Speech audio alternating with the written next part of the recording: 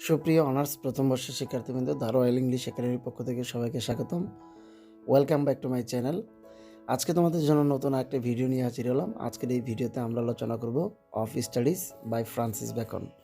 Francis বেকনের এই যে অফ স্টাডিজ, এইটি হচ্ছে একটি অন্যতম একটি সুন্দর একটি প্রোজ হচ্ছে আমাদের অনার্স প্রথম বর্ষের শিক্ষার্থীদের জন্য। তো সুপ্রিয় শিক্ষার্থীবৃন্দ, তোমরা জানো যে এটি কতটা গুরুত্বপূর্ণ, কারণ এখান থেকে প্রায় অনেকগুলি প্রশ্ন আসে এবং প্রতি বছরই কোনো না কোনো প্রশ্ন হচ্ছে এখান থেকে আসে। এবং সুপ্রিয় শিক্ষার্থীবৃন্দ, তোমরা জানো যে এই টপিকটি হচ্ছে কি অনার্স প্রথম বর্ষের জন্য একটি গুরুত্বপূর্ণ টপিক, কারণ হচ্ছে এই টপিকটির মাধ্যমে আমরা অনেক কিছু শিখতে পারি এবং অনেক কিছু কি জানতে পারি।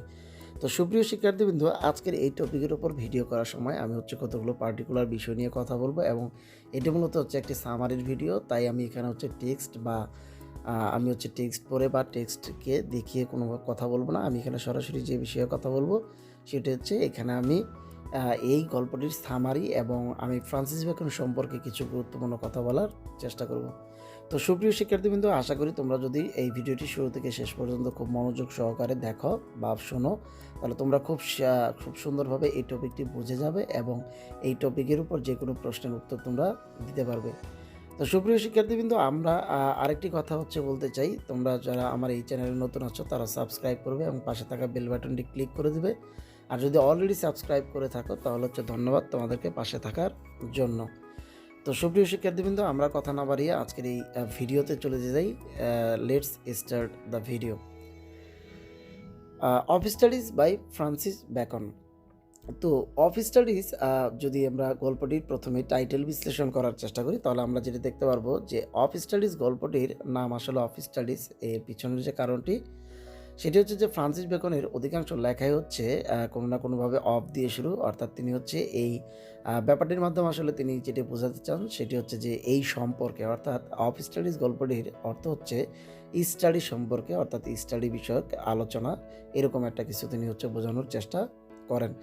তো এই গল্পটিতে তিনি হচ্ছে কি আনার চেষ্টা করেছেন, তিনি হচ্ছে বই পড়ার গুরুত্ব এবং কোন বইটিকে কিভাবে পড়তে হবে, কোন বইটুকু কতটুকু পড়া উচিত এবং বই কেন পড়বে, কেন কী কারণে কতটুকু প্রয়োজন হচ্ছে বই পড়বে, এরকম একটা দিক নির্দেশনা, অর্থাৎ বই পড়ার উপর এক ধরনের হচ্ছে সচেতনতামূলক বা প্রিসাইজ বলি আমরা বা মূল্যায়ন বলি, এরকম একটা লেকচার হচ্ছে তিনি তার এই প্রোজের ভিতর দেওয়ার চেষ্টা করেছেন। তো সুপ্রিয় শিক্ষার্থীবৃন্দ, আমরা এই প্রোজের আলোচনাটিতে যাওয়ার আগে আমরা হচ্ছে ফ্রান্সিস বেকন সম্পর্কে তার কিছু গুরুত্বপূর্ণ কথা হচ্ছে আমরা জানার চেষ্টা করব। এর মধ্যে একটি কথা আমাদেরকে যেটা বলতে হবে, ফ্রান্সিস বেকনকে বলা হয় ফাদার অফ ইংলিশ প্রোজ। এর প্রধান কারণ হচ্ছে যে ইংলিশ সাহিত্যে যে প্রোজ সাহিত্য বা গদ্য সাহিত্য, এর সূচনাটি হয়েছিল এই ফ্রান্সিস বেকনের হাত ধরে।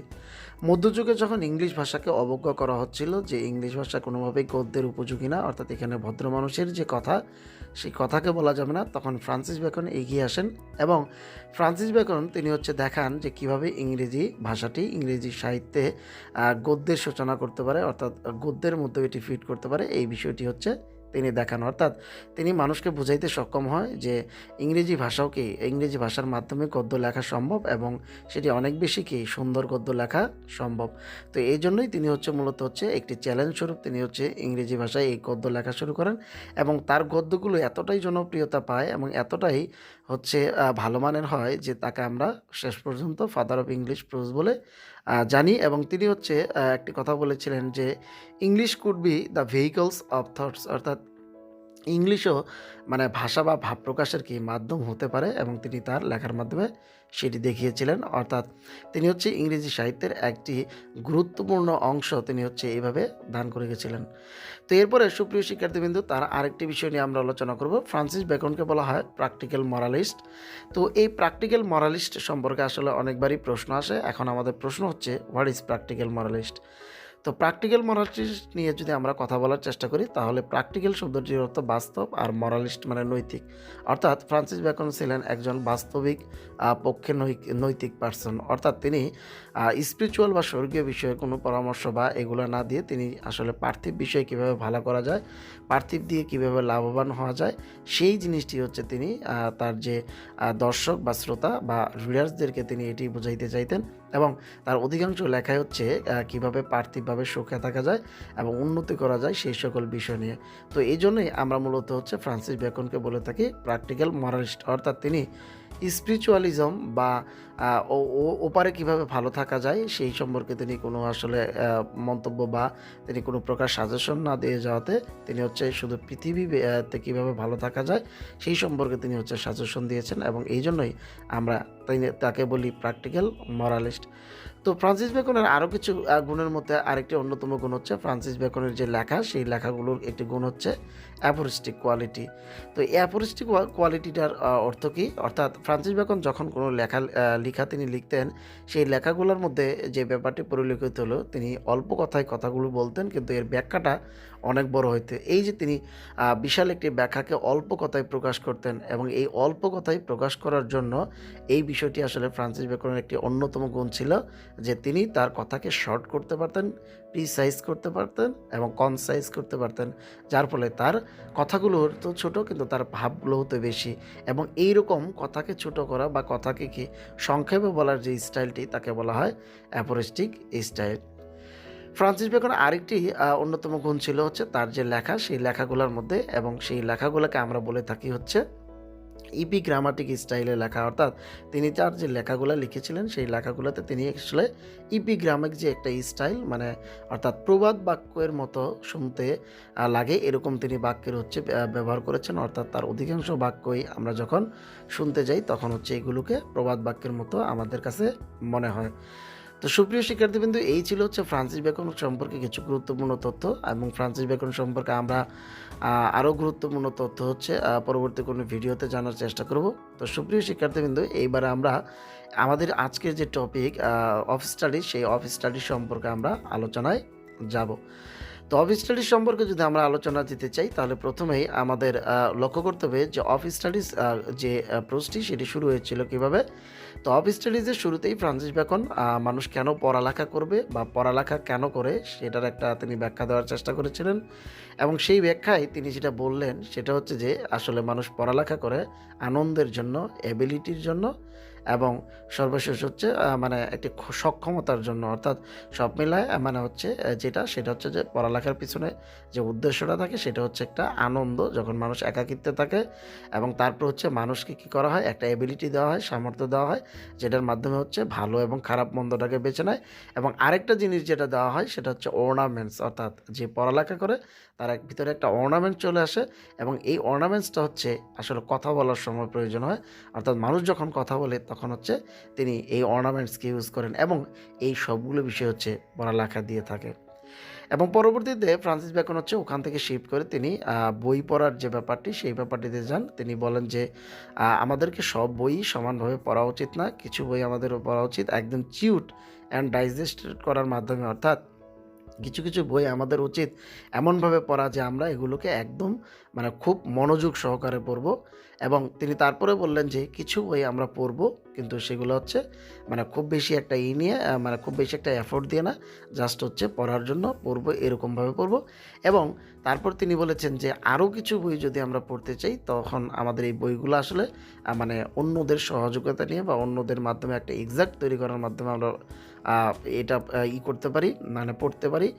কারণ হচ্ছে এগুলো খুব বেশি প্রয়োজন না। অর্থাৎ তিনি কোন বইকে কিভাবে পড়তে হবে, কতটুকু গুরুত্ব দেবে সেটি হচ্ছে কি আমাদেরকে বোঝানোর চেষ্টা করেছেন। তারপরে তিনি আরেকটি গুরুত্বপূর্ণ কথা বলেছিলেন, এই কথাটি হচ্ছে এরকম যে যখন মানুষ হচ্ছে অনেক বেশি ক্রাফটি, অর্থাৎ খুব বেশি জ্ঞানী, তখন হচ্ছে মানুষ কোনো কিছুকে ইউজ করে, এবং যখন কোনো একটি মানুষ হচ্ছে ওয়াইজ তখন তিনি এটাকে নিয়ে হচ্ছে গবেষণা করে বা অর্থাৎ ভাবে। আর যখন হচ্ছে মানুষ হচ্ছে কি সাধারণ লেভেলে, তখন সেই ধরনের মানুষ হচ্ছে কোনো কিছুকে কি প্রশংসা করে। অর্থাৎ কোনো একটা কিছু ভালো ঘটলে সাধারণ মানুষ প্রশংসা করে, ওয়াইজ মানুষ সেটাকে ব্যবহার করে, আর যারা একদম পারফেক্ট মানুষ তারা এটা কী করে কন্টেমন করে, অর্থাৎ দোষারোপ করে। এরকম একটা কথা তিনি হচ্ছে বলেছেন। এবং তারপরে তিনি হচ্ছে বই মানে পড়ার যে ব্যাপারটি, সেই ব্যাপারটিতে বলেছেন যে কোনো মানুষ যদি খুব বেশি পড়ে তাহলে হচ্ছে তার অনেক বেশি নলেজ থাকবে। কোনো মানুষ যদি খুব বেশি আলোচনা করে তাহলে তার তর্ক করার একটা পাওয়ার থাকবে, অর্থাৎ তিনি সবসময় রেডি থাকবেন। এবং সবচেয়ে পারফেক্ট যে মানুষটি হবেন সেই মানুষটি হচ্ছে যিনি লিখবেন, অর্থাৎ যা কিছু করার পরে তিনি লিখে রাখবেন, এই লিখে রাখার বিষয়টার জন্য হচ্ছে তিনি সবসময় পারফেক্ট থাকবেন। তো এইভাবে তিনি হচ্ছে তার কথাগুলোকে এগিয়ে যান এবং শেষের দিকে যখন তিনি আসলে বলতে থাকেন যে তার এই ইয়ের মধ্যে তিনি হচ্ছে বিভিন্ন ধরনের মানে হচ্ছে রোগ সারানোর জন্য অনেকগুলো মানে কথার মতো কথা বলেন। যেমন হচ্ছে তিনি বলেন হচ্ছে যে সাধারণত হচ্ছে ফুসফুসের জন্য হচ্ছে তীর ধনুক খেলা, তারপর হচ্ছে হাড়ের জন্য বোলিং খেলা, মাথার জন্য হচ্ছে রাইডিং অর্থাৎ ঘোড়া বা কি সাইকেলে ওঠা, তারপর হচ্ছে পেটের জন্য হাঁটা, মানে অর্থাৎ কেউ যদি খুব বেশি হাঁটে তাহলে তার পেট হচ্ছে ভালো থাকবে। এরকম তিনি অনেকগুলো মানে হচ্ছে ব্যাপার নিয়ে কথা বলে এবং তারপর তিনি যেটা রিলেট করেন যে এরকম পড়ালেখাটা হচ্ছে আমাদেরকে কি এভাবে করতে হবে, অর্থাৎ যার হচ্ছে বুদ্ধিটা কি মানে চলমান, অর্থাৎ যার বুদ্ধিটা ফিক্স থাকে না, মানে সে স্থির থাকতে পারে না, তাকে ম্যাথ পড়তে দাও।